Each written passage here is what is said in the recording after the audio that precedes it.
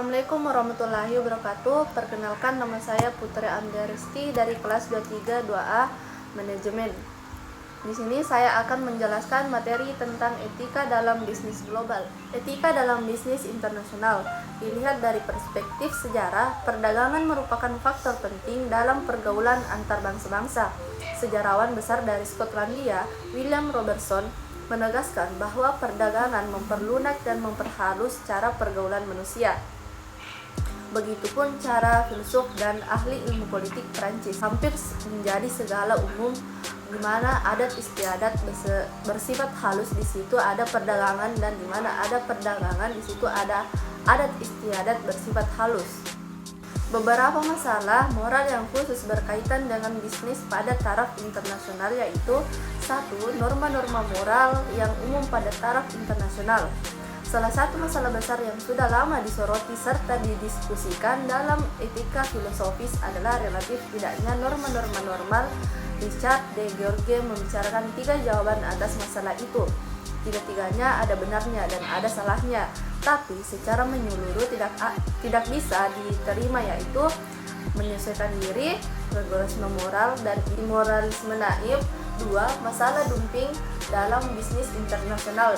Dumping adalah menjual sebuah produk dalam kuantitas besar di suatu negara lain dengan harga pasar dan kadang-kadang malah di bawah biaya produksi.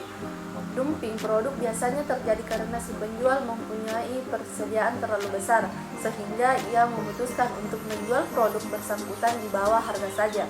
3. Aspek-aspek etis dari korporasi multinasional. Fenomena agak baru ini di atas panggung bisnis dunia adalah korporasi multifungsional, yaitu perusahaan yang memiliki investasi langsung dalam 2 negara atau lebih. 4. Masalah korupsi pada taraf internasional. Korupsi dalam bisnis tertentu tidak hanya terjadi pada taraf internasional, namun perhatian yang diberikan kepada masalah korupsi dalam literatur etika bisnis terutama diarahkan pada konteks internasional. Peranan etika dalam bisnis. Berikut adalah kesimpulan umum tentang berbagai aspek dari peranan etika dalam bisnis. 1. Bisnis berlangsung dalam konteks moral. Bisnis merupakan suatu unsur mutlak dalam masyarakat modern. Berikut beberapa pendapat yang masih menyangkal perakitan etika dengan bisnis. A. Mitos mengenai bisnis moral, bahwa bisnis itu sendiri netral terhadap moralitas, jadi amoral merupakan suatu mitos atau cerita dongeng saja, berarti tidak benar. B.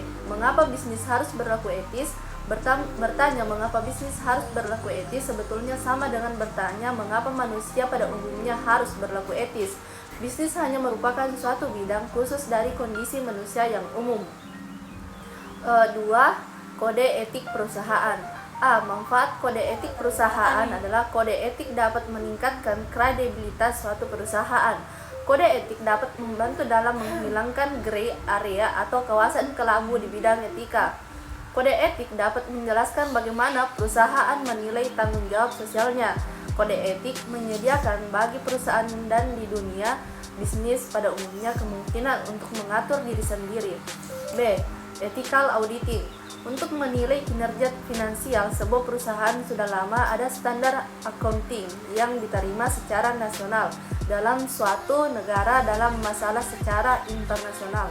Dan yang ketiga yaitu good ethics, good business, ethics pay atau etika membawa untung. Good business is ethical business, corporate ethic, business applying business ethics dalam kode etiknya. Kini banyak perusahaan mengetahui pentingnya etika untuk bisnis mereka. Bahkan telah ditunjukkan secara empiris bahwa perusahaan yang mempunyai standar etis tinggi tergolong juga perusahaan sukses. Kesimpulan, dalam bisnis global etika memainkan peran krusial dalam membangun kepercayaan, menjaga reputasi, dan memastikan kelangsungan bisnis jangka panjang. Sekian dari saya. Wassalamualaikum warahmatullahi wabarakatuh.